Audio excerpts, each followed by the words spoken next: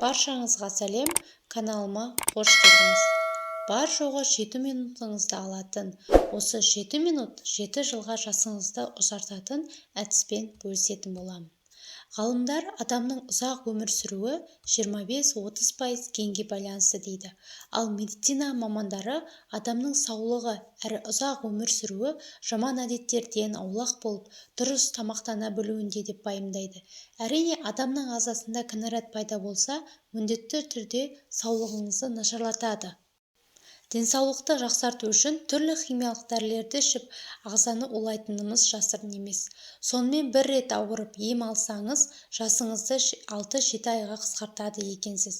Демек, қандай да бір ағзаның саулығын сақтау үшін дәріден бұрын салауатты өмір сүру салтын ұстанғаныңыз жөн болады. Жалпы, адамның өмірін жаратушымыз өлшеп береді, бірақ дұрыс тамақтану арқылы тәніміз бен жанымыздың жасын ұзарта аламыз. Ендеше ұзақ әрі сау өмір сүру үшін мына әдісті қолданыңыз.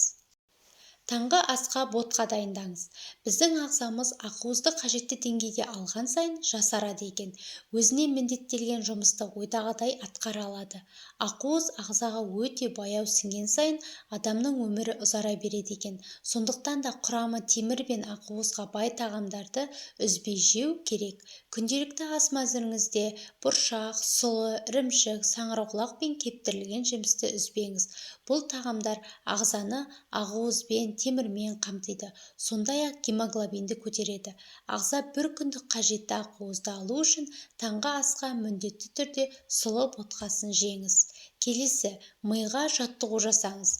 Ұзақ өмір сүру үшін мидың саулығы жақсы болу керек. Жыл өткен сайын мидағы нейрон нашарлай береді. Салдарынан адамның есте сақтау қабілеті төмендейді, әрі іс-әрекет жасау құлшынысы жоғалады. Бұл жайсыздыққа жол бермеу үшін миға жиі жаттығу жасап тұру керек. Миды жаттықтыру үшін логикалық тапсырмаларды орындайсыз, бас қатыратын есептерді шығарасыз, кроссворд шешесіз, шет тілдерін оқыңыз, өлең жаттаңыз. Бұлардың бәрі миды жұмыс істетеді, әрі шынықтырады. Мидың белсенділігі өмір сүруді жақсартады, әрі естен айырылуға жол бермейді. Келесі, сүйікті тағамыңызды жеңіз. Дәрігерлер ағзаның жастығын сақтауға гиалурон қышқылы керемет көмектеседі дейді. Ол адамның клеткаларын жасартатын көрінеді. Әсіресе әйелдер ағзасына бұл зат өте қажет, ал эстроген гормоны жұмысына жауапты екен. Уақыт өте келе эстрогеннің деңгейі төмендейді де адам қартая бастайды. Бірақ ағзаға гиалурон қышқылы керек екен деп косметикалық екпе салдырудың қажеті жоқ. Бар болғаны құрамы аталған қышқылға бай тағамдарды жеуге әдеттеніңіз. Мәселен, сояның, күріштің, алманың, анар мен сәбіздің құрамы эстроген өсімдігіне өте бай екенін ескеріңіз. Келесі әдіс бұл салқын бөлмеде ұйықтаңыз. Ұйықтайтын бөлменің температурасы ұйқының тыныш болуына ғана емес, ұзақ өмір сүруге де септігін тигізеді. Ғалымдар ұйықтайтын бөлменің мейлінше салқын болғаны дұрыс деген пікір білдіреді.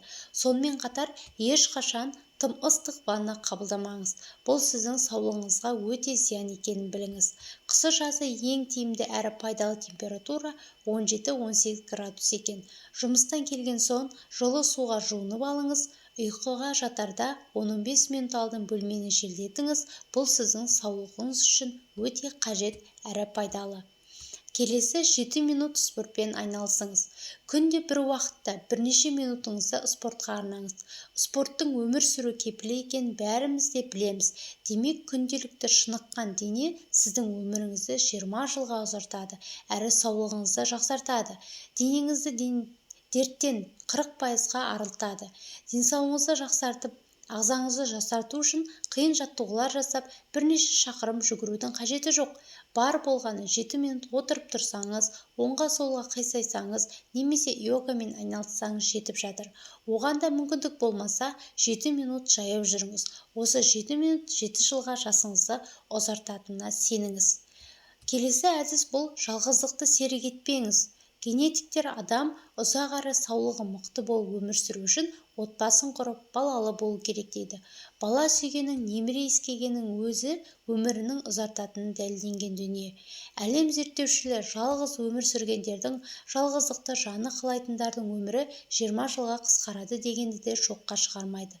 Сондықтан да бойыңызды билеген менмендікпен, жаныңызға тыныштық сыйлаған жалғыздықпен қоштасыңыз. Қанша өмір сүруіміз бір Аллаға аян.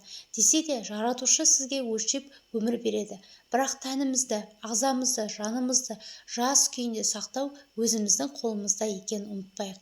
Осы 6 әдісті қолдану арқылы саулығымызды жақсартып, жасаратынымызға сенім білдірейік. Ақпаратым пайдалы болса, каналыма тіркеліп, лайк басып, комментарий бөліміне өз пікірлеріңізді қалдыра кетіңіздер.